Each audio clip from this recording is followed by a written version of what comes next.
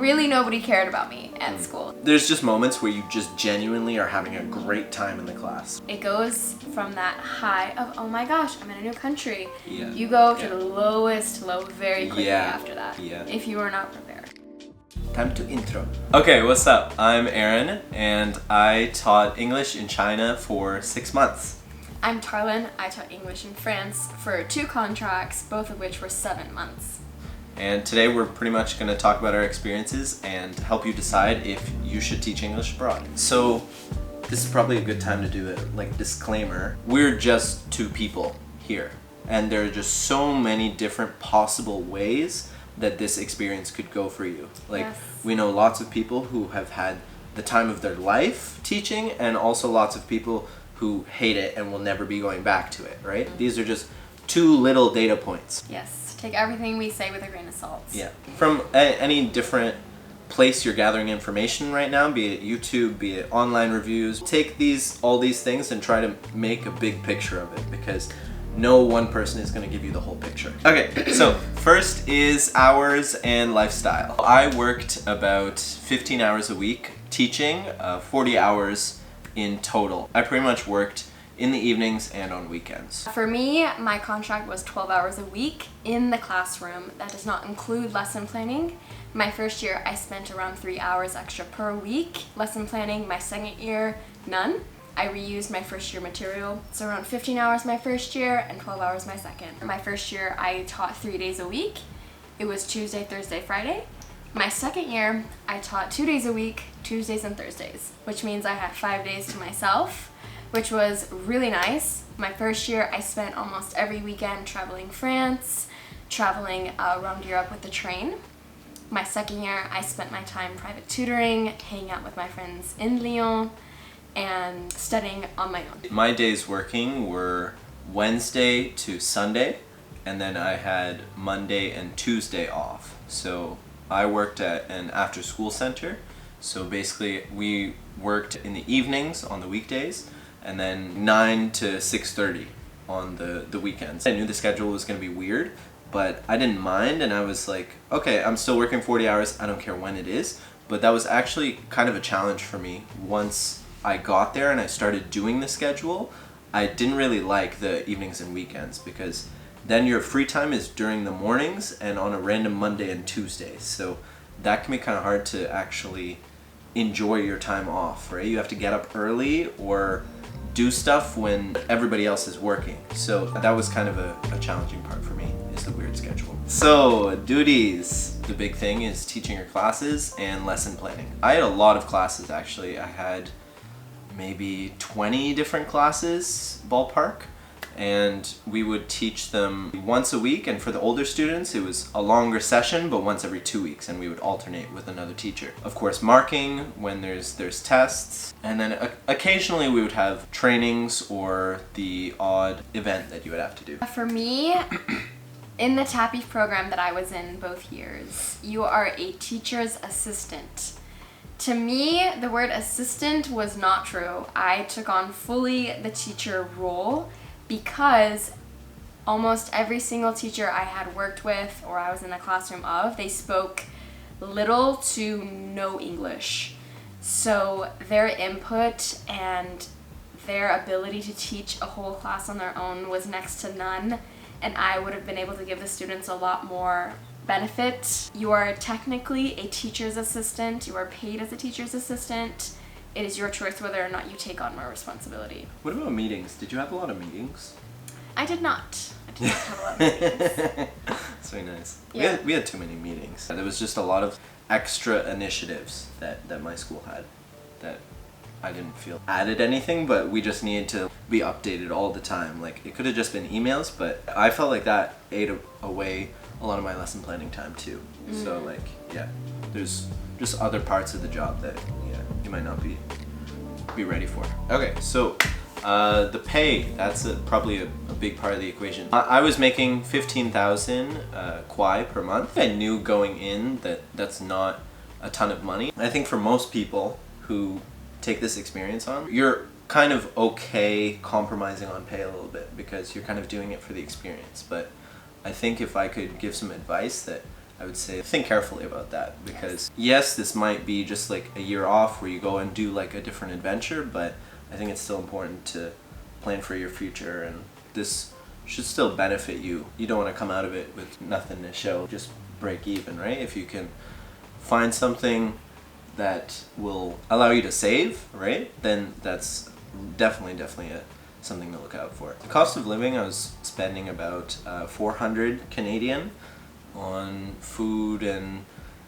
eating out, those kinds of things. I ate out quite a lot in China. Transportation, I probably spent about 50 Canadian per month, maybe a bit less, but I mean the metro is pretty affordable. I took the metro all the time. Sometimes you can take like DDs, which is the equivalent of Uber. But my apartment was my biggest cost. I was paying 4,700 kwai per month in Shenzhen. My location was phenomenal. Like I lived 2 minutes from my work by foot, so that was kind of on the high side. 5,000 or less, like that's gonna be a decent place. Okay, so for me, my pay was different for my first and second contract because I was in 2 different academies in France. So each academy in France chooses how to pay their own teaching assistants. The minimum you will make is around 815 euros per month. That is the base standard for a teaching assistant. So I made my first year 850 euros per month in the Academy of Orientour. My second year, I made 850 euros in the Academy of Lyon, which is a much bigger city. It's in the southeastern part of France. And the housing situation for me, my first year, in a small town of Blois, France, I had a 400 euro per month studio treehouse, and I received CAF assistance as well, which is a form of French government housing assistance to low-income workers and low-income families. My second year, I lived in a colocation, which is a roommate's situation. I had 2 French roommates. My rent was 680 euros per month. I did also receive CAF in that apartment. However, it was ironically less than my first contract. So the district you are in, the region you are in, depends on how much assistance you can get from the government. Regarding my cost of living and savings, I spent around 200 to 250 euros per month on food, and that's mostly eating in at home, occasionally eating out. On transportation, my bus pass my first year was 3 euros per month.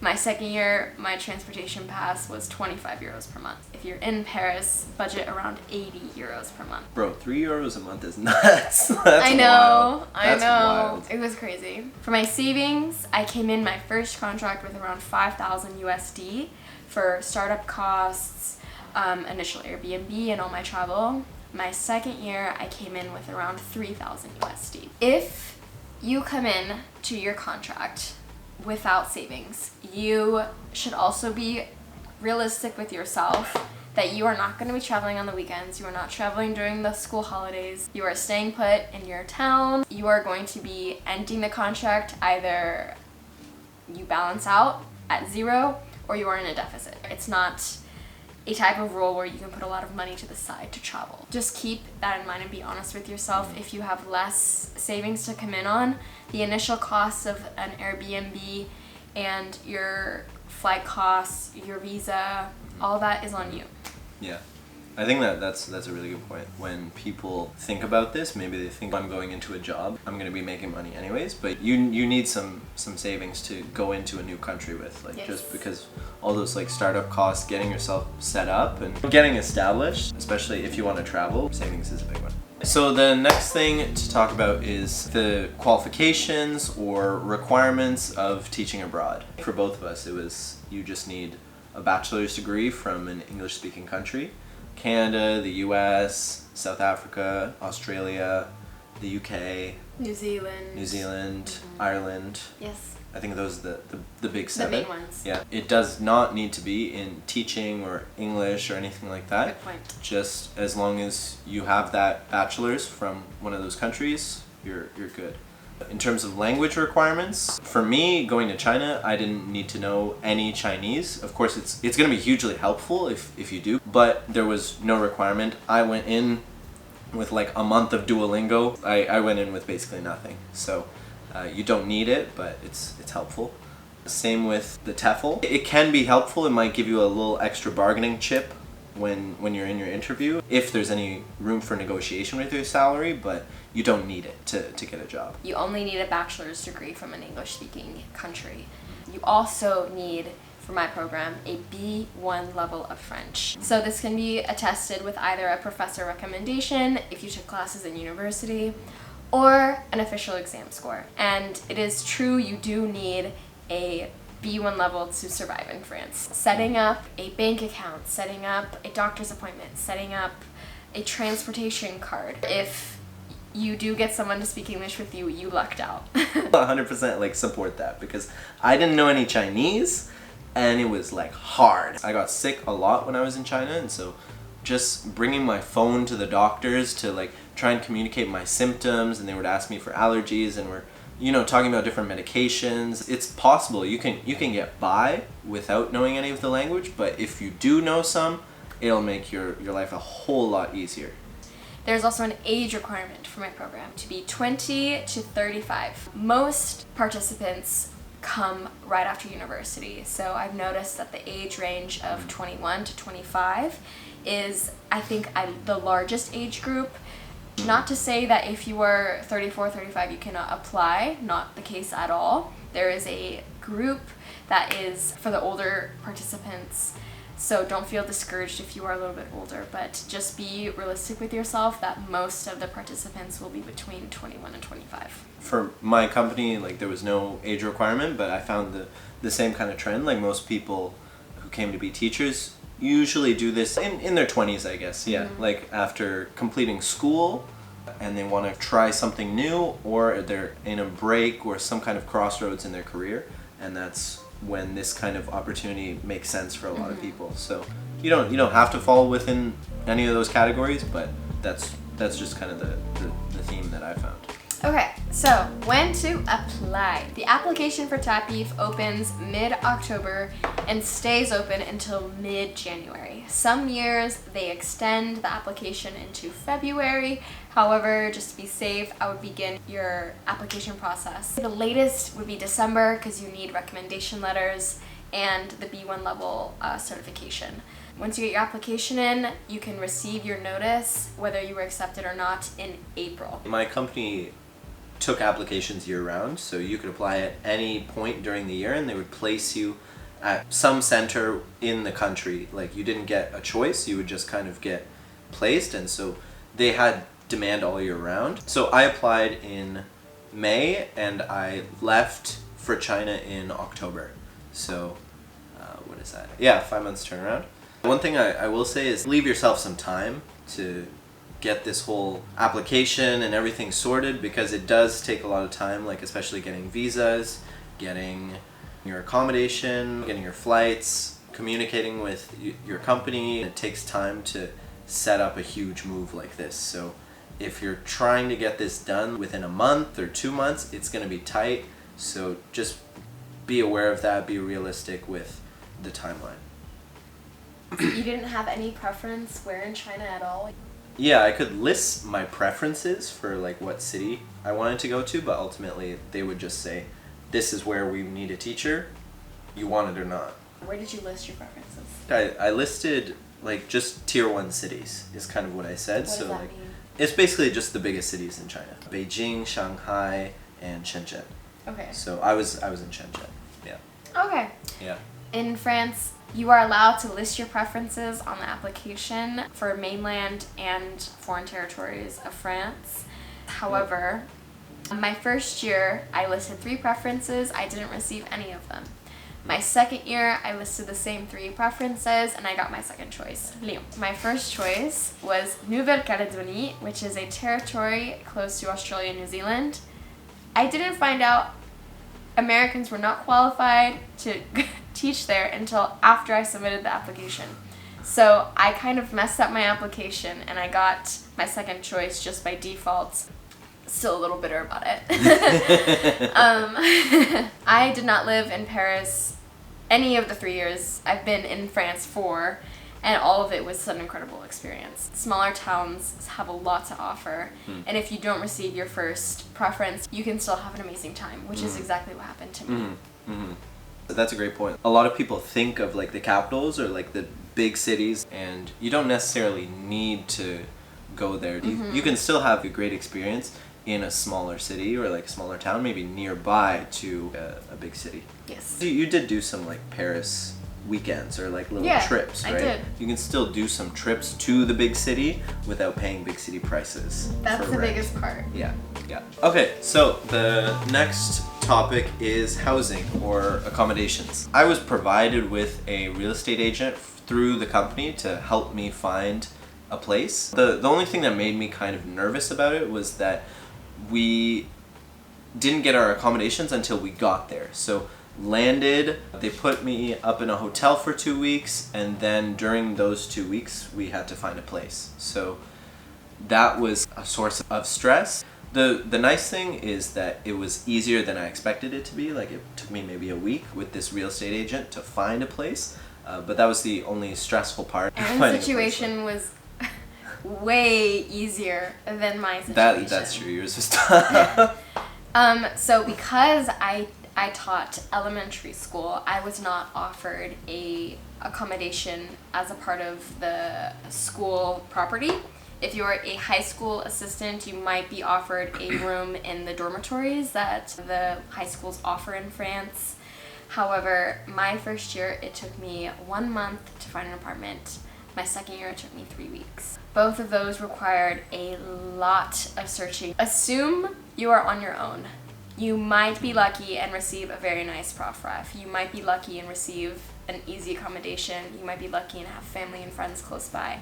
However, if you do not fall in those categories, you will be in the same boat I was, which was Airbnb hopping, staying with another assistant who had found an accommodation. Both those options are on you to figure out, which require 1, savings, and 2, a lot of patience and perseverance. Real estate agents in France offer you what they have, you like it or not, and it's a very high fee as well to use a real estate agent. Right, yeah, that was expensive. How much was it for you? I didn't end up ever using one, but it's equivalent to 1 month of rent normally.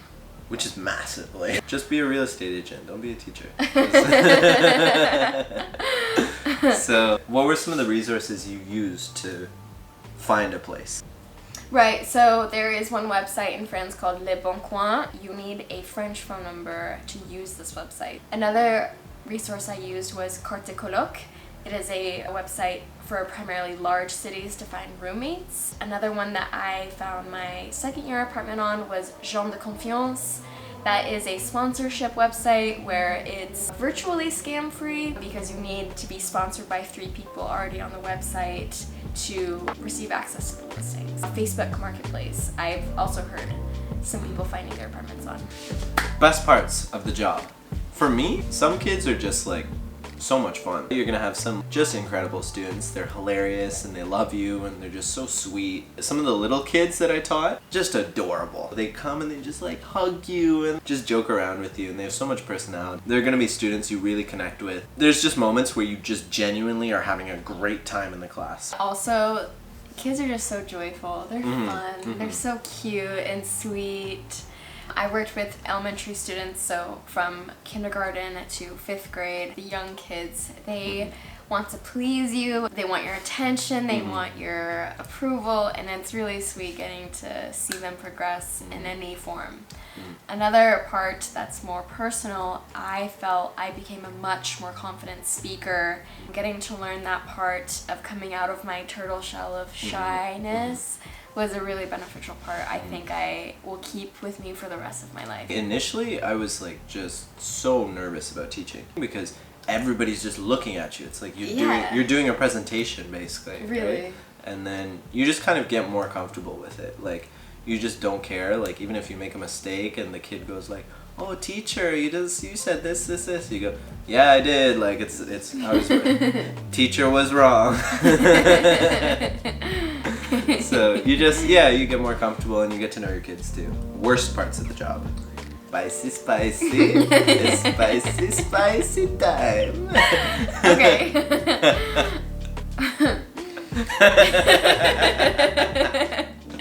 Okay, so for both of us, in China and in France, we felt classroom management was one of the worst parts. Unfortunately, if you want a calm, collected, and organized classroom, in most scenarios, you are going to have to yell, be stern, and lose the fun, loosey-goosey side. Which, for me, I hated doing that. I hated having to raise my voice to calm a classroom. But the thing is we would have not learned anything if I had let the classroom just not to be managed with a stern order. Also, you are talking all day. You are standing on your feet all day. There is not a lot of time for you to be off per se. Like, you are on. Think of it as like clocking in for an acting show. Like, you are in character. There is no like, I'm not feeling it today. It doesn't matter. Like, if you're in the classroom, you're teaching, you're on. So that's one of the worst parts. I found that like really tough too. I think it depends a lot on your personality as well, right? Like, for us, we're both kind of like introverted to a certain degree, and being in the classroom, you have to be on your game. You didn't get a good night's sleep or anything like that, like, it doesn't matter. You have to come in the classroom at that level, right? If you're all tired and lethargic, your lesson is gonna just fall apart too, right? Like, the energy, the pace will not follow, and the kids can feel that too. Mostly, it just became a part of my daily routine to disassociate. Like, just to be real, like, I was disassociating a lot of the time. What really like hurt my feelings the second year was that a lot of the teachers whose class I taught in every day, they treated me as a break. I would walk into their classroom, they'd be like, oh great, it's English time, and they would grab their phone or a snack and they would go sit in the back of the class and they would just disassociate themselves, which I get it. I do.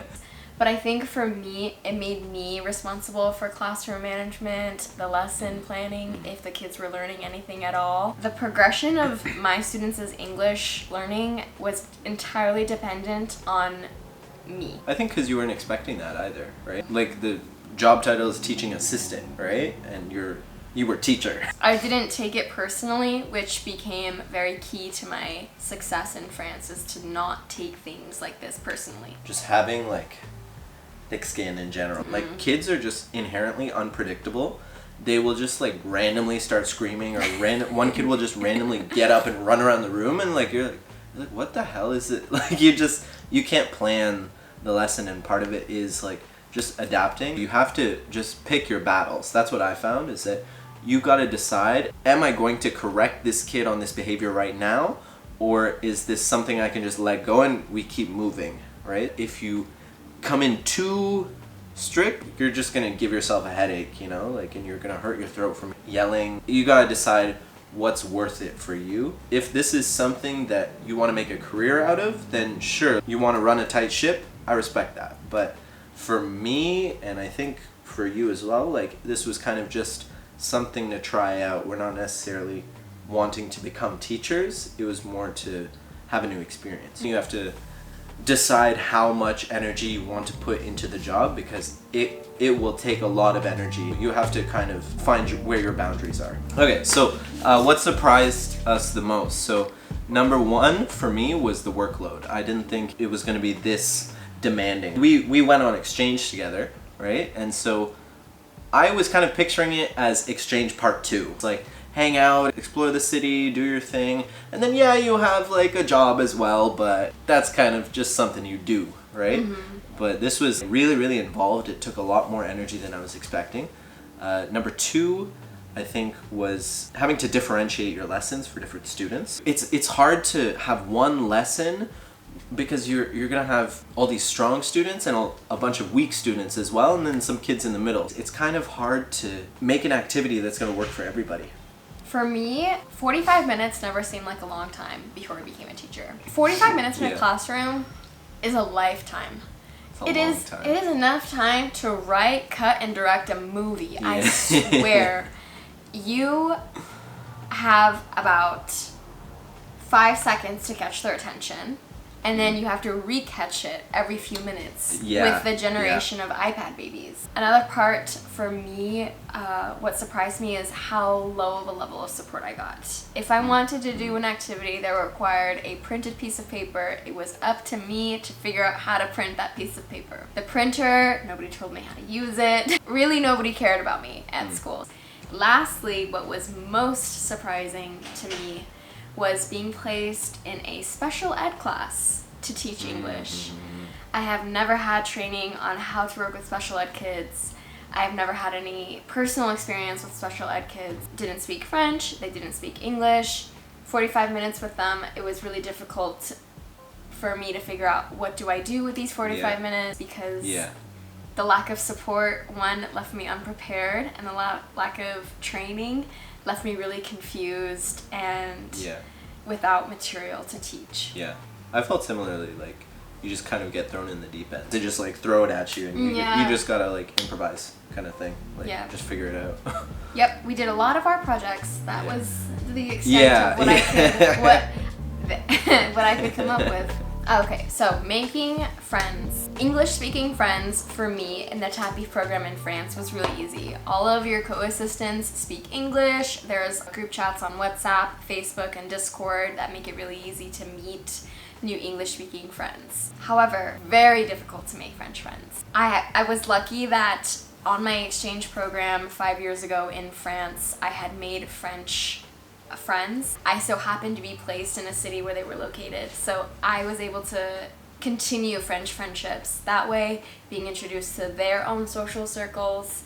However, that's not the case for everyone. A lot of the times, the only friends you make in the program as a TAPIF assistant are the English-speaking friends, which not to say that's a bad thing. However, if you go into the program wanting to practice your French, wanting to make a French local friend, it's just a bit of a different approach because of cultural differences. What about you?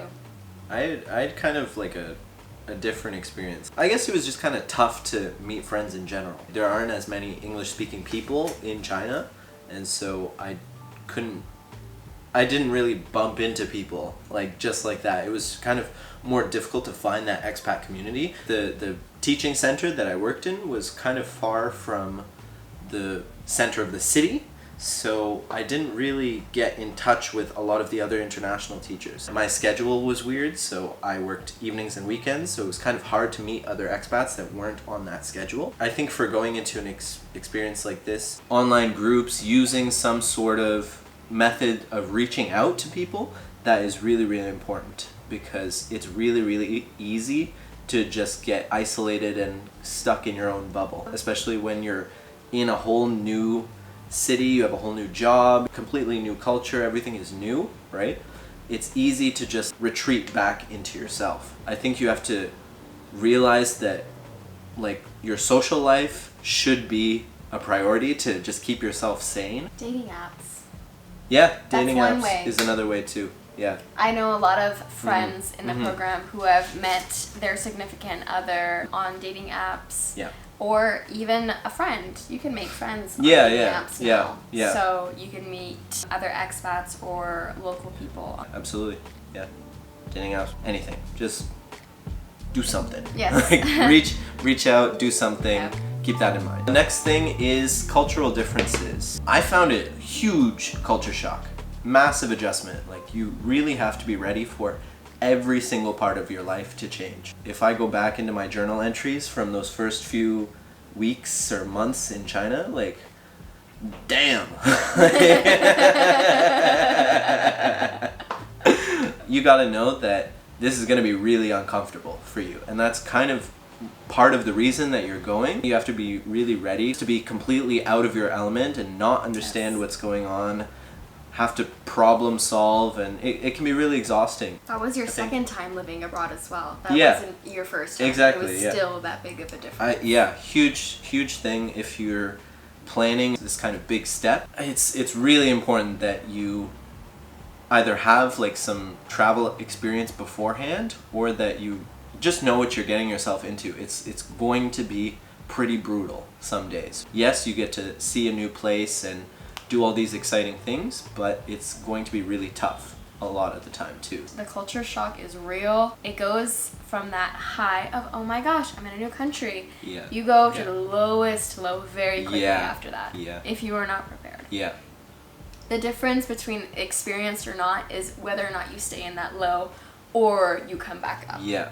Yeah. Ideally, you want to come back up and become stabilized again. Yeah. That's also where like having friends comes in too. Yeah. I think every single teacher I knew who was an international when I was in China, we all got to those lows. We were depressed, man. You're going to have some days or like weeks where you're straight up depressed. Yes. But that's where having those supports really comes in, right? To have other people that you can reach out to make sure that you can like keep going and keep yourself on an even keel. Yes. Yeah.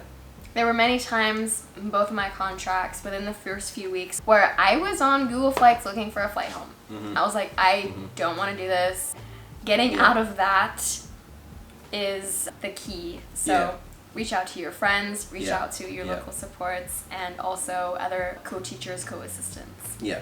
Yeah, I think that's another point is that when you go to a completely new culture, people are just going to do things differently. Yeah.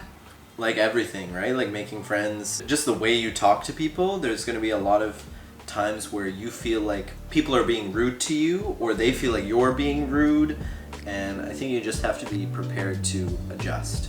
Yes. Adjust. The next is how to pick a good contract. This can make a big difference, like which company or organization that you decide to teach with. So you got to be smart about what kind of contract you sign. One big thing I would say, get in touch with former or current employees, because when you're getting all your information from the company or from the school itself, it's going to be biased information. So get a range of different opinions. If you can reach out to people on LinkedIn or something, say like, hey, I'm applying for this job, or I have an offer. Maybe you can answer some questions. Would you be willing to do that?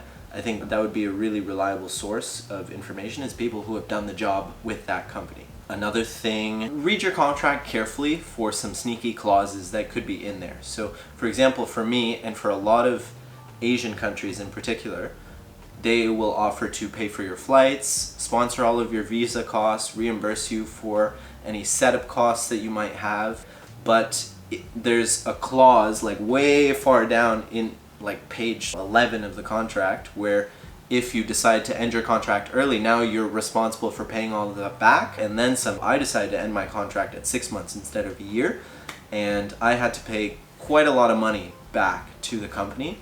And all of those perks back. Yeah, all of those perks that they had advertised as like selling points were things that I now had to pay back. And initially, I thought, okay, that's kind of fair. It makes sense because I underestimated the difficulty of the job and how demanding it was going to be on me. So I thought, yeah, who cares? I'll sign this because there's no way I'll end my contract early. And then once I started working and I saw the reality of things, for me, it just wasn't worth it anymore. And so I kind of had to cut my losses, and I basically ended up just breaking even financially because of all these terms in the contract. So that's one thing to just be aware of. Things that seem like too good to be true, be very, very careful and do your homework and like get down to the contract is basically the key thing. Yes. Really to look at, right? Because that's what at the end of the day what you're legally responsible for. Mm-hmm. With my program in TAPIF, thankfully they were straight up with me from the beginning. Flight, visa, initial setup costs were all my responsibility. I applied into the program knowing that. However, with your contract placement, with your level of teaching elementary, middle, or high school, your coworkers, your location rural versus city center, that is mostly luck. The 3 friends from my first year that I made, each of us had an entirely different experience, even in a small town. If you get a really, really, really good placement, it's a luck of the draw if you get a really bad one. Having a basis with yourself, be like, okay, I'm okay with this and this and this, I will see how this and this goes, and keeping an open mind is really important. I guess, yeah, final thoughts. Overall, think about this carefully. Ask yourself some tough questions about whether this is going to add something to your life or is this just something to do. For me, at least, I felt like I was doing this because I wanted to go to China and have an adventure And this was kind of just something to fund that. I didn't really consider the full implications of teaching, right? So Right. in that case, if you just want to go and you don't care about teaching at all, just think about those 40 hours a week where you might not like it at all, and that's going to really affect your lifestyle too. Maybe you would be more suited to a different kind of job, right? And it might take more applications and a more difficult process, but I think if you're more intentional with setting this international experience up, you're going to get more out of it. So I think do your homework, do some reflection, and do the preparation for what's going to work for you.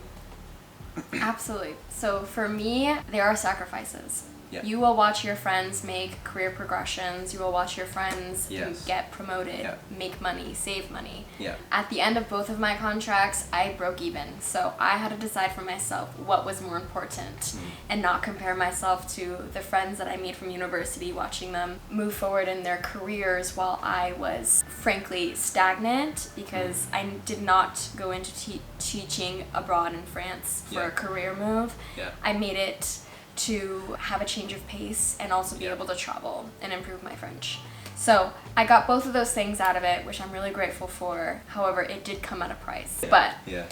that was a choice that I had to make, and I've become okay with it. You have to also decide for yourself if this is something you're okay with. Yeah. Yeah. Huge point there. You just got to ask those questions of yourself. Weigh your options, see what really makes sense for you, what you want, and what's important to you. Yes. Yeah. This is a huge potential life decision. If you're considering doing this, wish you all the best. It's a difficult thing to do, and you're really brave for even taking these first steps. So hopefully you have a great experience, or if you decide not to do this, then things go well on another path for you. Overall, good luck. Yeah, You got good this. luck. You got this. Thanks for watching, and catch you next time. Okay. Peace. Bye.